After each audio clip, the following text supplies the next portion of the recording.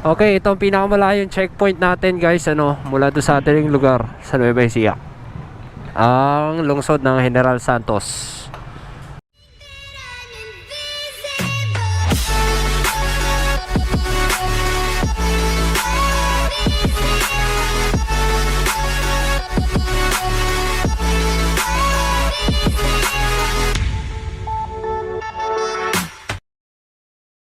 Good morning guys, it's day 7 ng ating Philippine Loop. Day 7 ko, 12 yata nila. At mayroon tayong kasama dito, si Ma'am Bella's Adventure. Isa sa mga bumisita sa atin dito. Conqueror din si Madam. Binisita tayo dito kila Moto Babe. Ayan o. Philippine Loop, ADB. Alright, take off na tayo dito sa Davao. Before we continue, thank you so much FKM Motorcycles Philippines para sa opportunity natin na makapag-loop gamit itong FKM ARY 500. At syempre, thank you so much na rin sa ating mga supporting sponsors, Ride Manila para sa ating Cardo Intercom, Kriga, at sa Axor Helmets na gamit natin. Let's G. Mag-open ako. Rider A, ready. Ayun, sound check. Okay na. Okay na. Nice.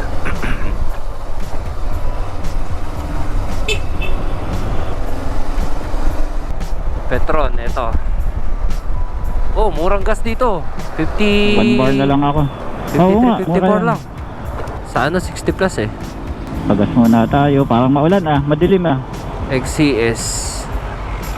Teka, hindi ako nagna 95 eh. 91 lang ako. Dito ako sa likod. Palit tayo dapat. 91 lang yan. Diyan ka. 91 ba yan? Baba ka. Doon ka sa kabila. Sa kabila. Oo. Grabe, taso, lawak. Ere, mga speed gunner siguro to. Oo. Okay. Monitoring. Oo. Yung mga ilaw sa kanan na yan, taga-check ng ng tint at saka ng sakay sa loob. Ganyan sa China nagra-random sampling sila ng sakay tsaka tint. Bawal yung may tint. Sinusukat.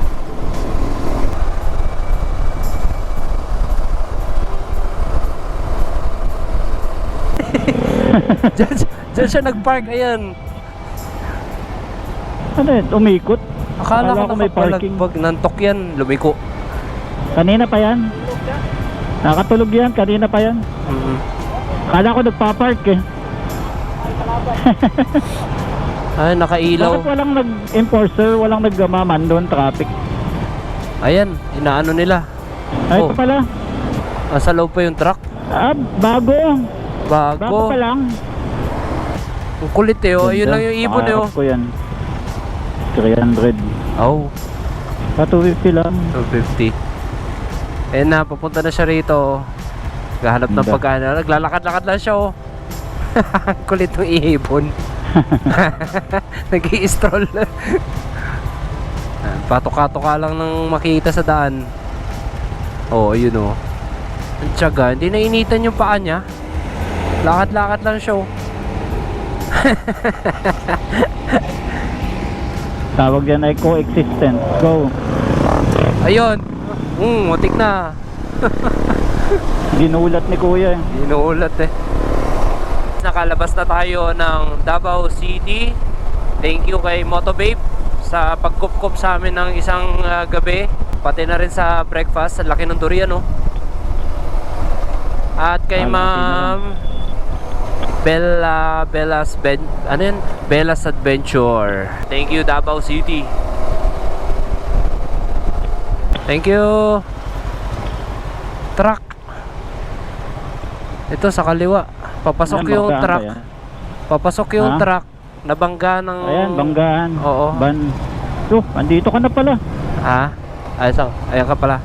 Nag-lane split na ako Pataas yung pasok nung elf. Nabangga ng giga. Mabilis yung isang truck. Oo. Hindi, pero hindi total wreck yung harapan Naabutan siguro. Umalik na yung niya. Haba. Yun lang yun. Yun lang yun. Sarado na yung buong kabilang lane. Oh. Dalawang lane yung kinasinakop nila eh. We love Davao del Sur. Dito lang tayo. Ano lang tayo dito? Ayan. Ito na nga Sige, yun. ilusong ko na rito. Selfie lang tayo dito. Davao del Sur. Diba? Picture tayo.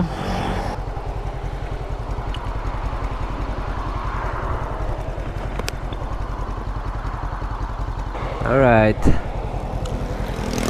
Sila Davao del Sur. Labas Let's na tayo go. ng Davao City.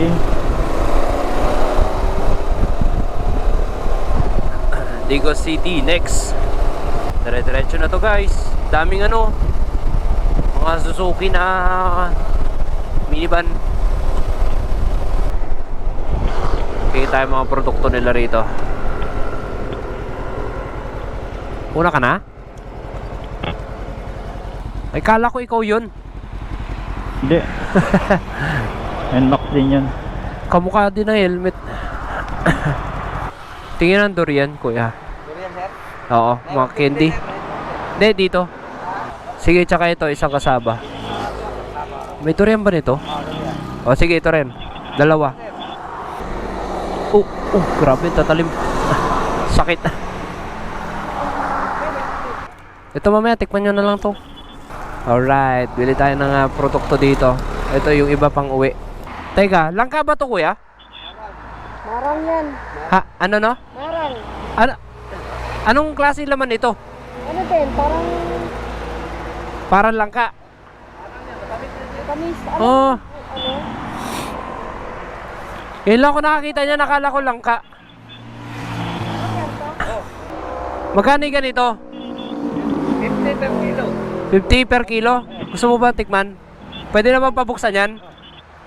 Tamis yan. Sige, tikman natin. Ngay, iba pala to? Marang? Tamis yan, oo. Ayan. Lagayan na talaga ng pasalubong yung iba dyan. Marang? Parang nainteresado ako doon sa ano matamis daw yung loob nun. Eh, andito na tayo sa Digos. Welcome to Digos! Doon tayo tumabi sa ano, katabi niya. 3, 2, 1. Saan dito? Abot. Diyan na mismo. Diyan. Ito? Oo. Sige, sige, sige. Dito. May yellow lane dyan eh. Selfie. Ayos ng ano niya ito, pagkakascalp. Hindi pangit yung mukha ng leon. Amin na, dalawa kaya tikla. Mayroon na mga yellow box lane dyan eh. Hindi naman tayo ano yun dyan.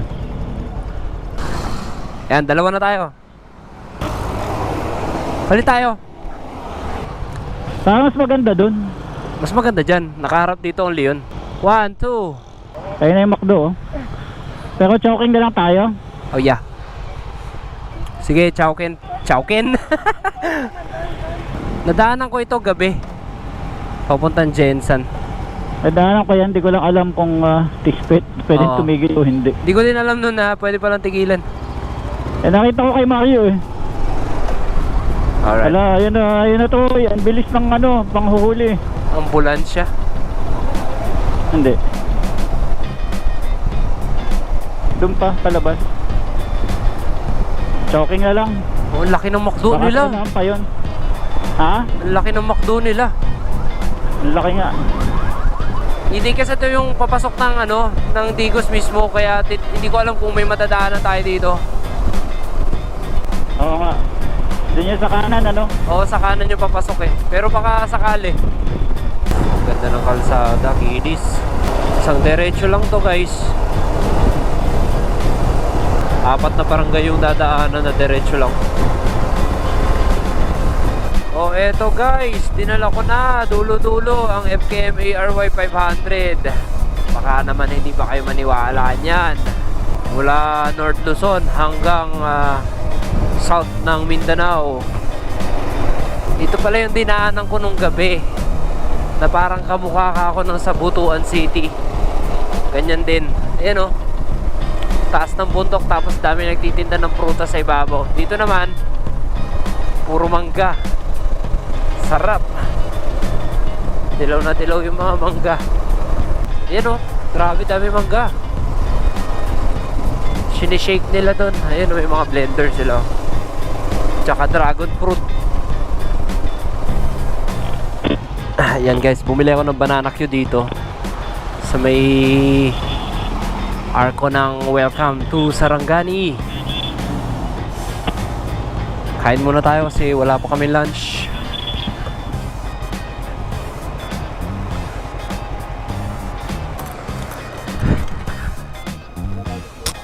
Banana Q dito sa Sarangani. Ngani. Sarap. Yan guys, oh, tignan nyo. Sarap eh. Nag-aasukal eh. Tsaka bagong luto. Mainit. Thank you po. Nabalik yung 2.20 ko. Thank you po. Ano tayong iyan dyan, Toy, sa unahan? Okay. Ayan, puro saging ang laman ng ano natin ngayon. Top pannier.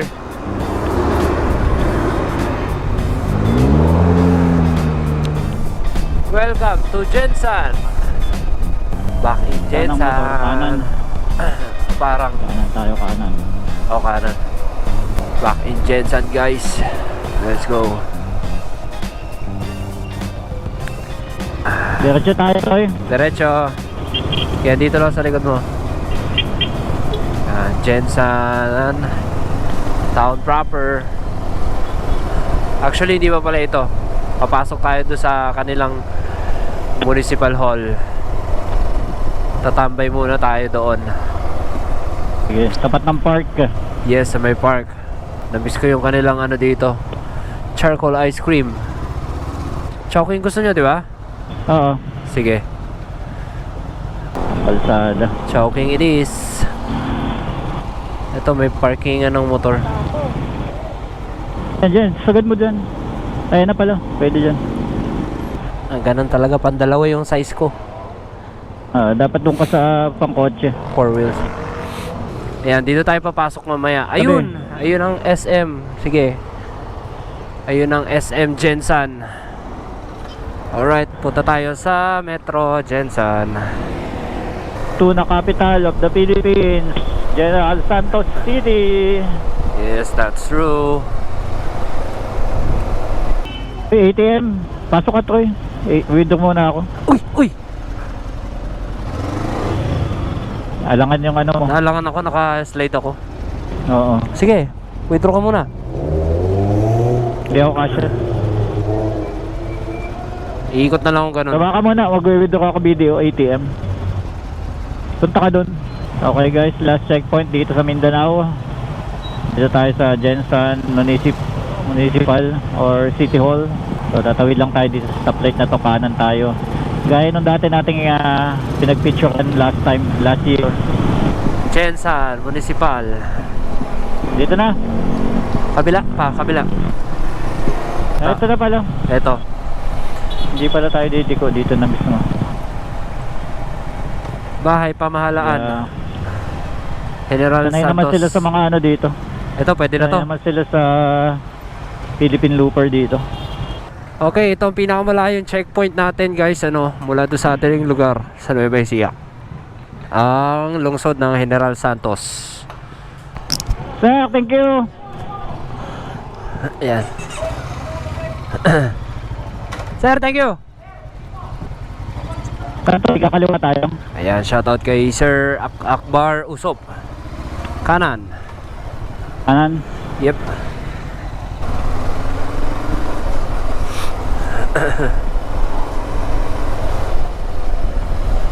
Ay wow, bago na rin ang kulay ng kapilya.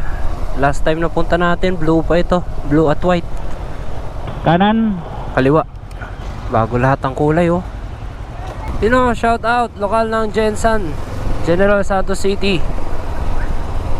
Laki ng kapilya. Bagong pintura.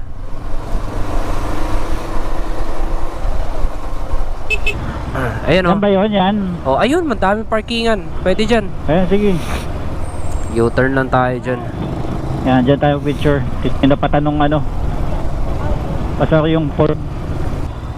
Ah, head turner talaga. Oh, Lakad na lang tayo. di mahiwala yung tingin ni Kahit kuya. di naman kasama yung motor eh. Oh, pero ako sasama ko dito. Gilid ko lang na ganyan. Yan. Di dito na ako. Oh, tapat na tapat. Yung harang kasi na ano eh, tawag dito. Baba ka na. Jensen, Metro Jensen.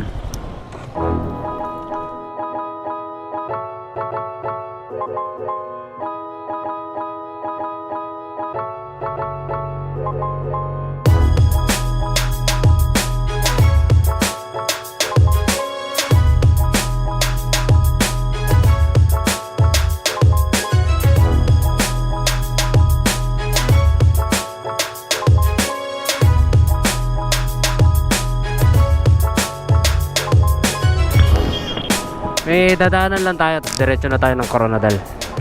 Go. Daan tayo ng Sip Station. Abot na ng corona dahil tuloyin ako. Oo, ako nga, hindi pa ako nagagas eh. Maghapon. Your left. Ayun, open. Sana ay nandito yung ating bibisitahin. Mukhang wala. Baka mo na.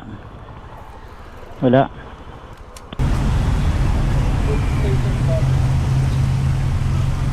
Magdikit ka sticker dito, may sticker ako doon. Wala. Pasok muna kayo. Wala. Pero nag-selfie na lang ako. Okay, yon. So, thank you so much, Sip Station Cafe. Pero ano na siya ngayon, guys? Station 92 Cafe na siya, no? Iba na ang owner. So, na-meet din natin sila, sir, at si madam na under new management dito. At sila na ang mga new friends natin dito. So, unfortunately, hindi natin na-meet si Kuya Mark, yung ating kaibigan na dating owner nito. Pero, thank you so much, Station 92, para sa aming coffee, and nice to meet you po, Sir Chris and Ma'am Gail. Okay, go na tayo ng Coronadal. Rider A, ready. Doon na tayo mag-stay for the night sa Coronadal, guys. Rider A, ready. Yun, nawala yung aking intercom, namatay. Kaya pa ng gas, kuya? Kaya pa. Oh, Sige. choking na naman. Abot na to hanggang Coronadal. 60 kilometers lang naman. Oo, sige. Ito, 10 ano, lane, no? Gano'n naman lahat ang gagawin eh. 2, 4, 6, 6, 12 pala. Parang EDSA. Malok. Mas malamig yung punta ko rito noong January. Grabe yun. Malamig nga yun. Grabe ka namin na. Ang ganda ng kalsada mo. Ang lawak. Upo muna.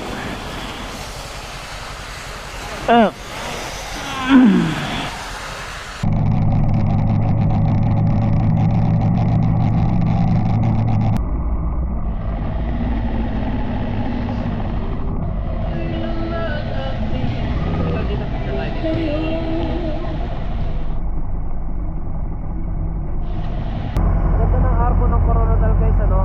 Napaka-futuristic.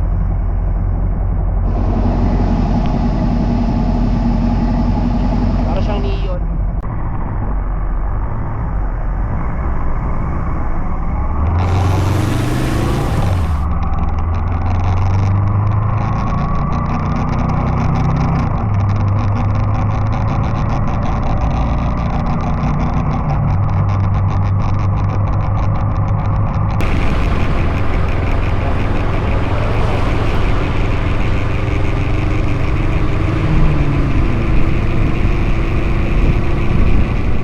Yon guys, so nandito na tayo sa Coronadal City at ito yung nakuha nating room.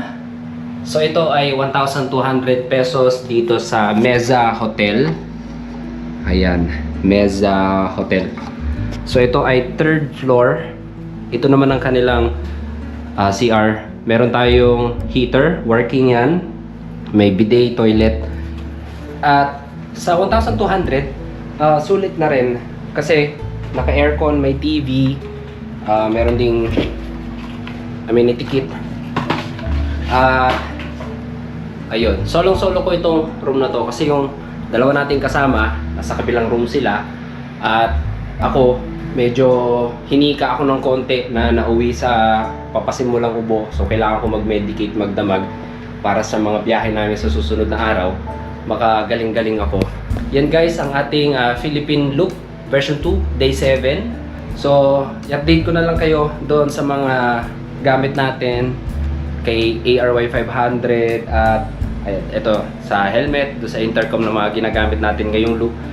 So ang masasabi ko lang ay sa lahat ng gamit natin ngayon, lahat ay bago. Much better yung loop natin ngayon, no? Medyo stress-free tayo, walang masyadong iniintindi, especially sa motor. Napakaganda ng bike, napaka-comfortable. At yung fuel consumption natin halos malapit na malapit lang doon sa Dominar natin. Alam nyo naman kung gaano katipid ang Dominar. So sa 500cc halos dumidikit na siya. Sa ngayon kasi nasa 28 kilometers per liter na yung consumption niya. At the same time, hindi naman tayo delay sa ano natin, sa araw at hindi rin kinakapos yung performance ng ating bike. So far, so good. Napaka reliable ni FKM ARY 500. So, I think yan lang masasabi ko ngayon. Yan lang ang ating day 7. Ride safe sa inyo. And see you on my next one.